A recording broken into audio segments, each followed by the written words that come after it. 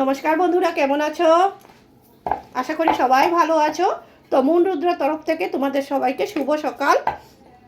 এই দেখো রুটি বানাচ্ছি আজকে বাড়িতে।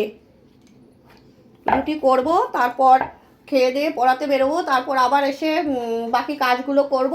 তো ভিডিওটা তোমরা দেখতে থাকো বন্ধুরা।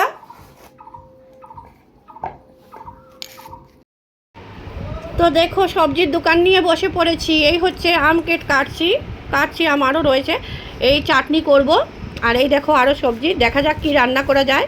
আর যা যা রান্না করবো সবই তোমাদের সাথে শেয়ার করব। তো বন্ধুরা ভিডিওটা তোমরা দেখতে থাকো। চলো বন্ধুরা দেখে নাও কি কি রান্না করেছি। অনেক কিছু রান্না করেছি আজকে, দেখাচ্ছি দাঁড়াও। এই দেখো চাটনি অনেকটা করে রেখেছি, হলো ঢেকে রাখি না হলে কিছু পড়ে যাবে।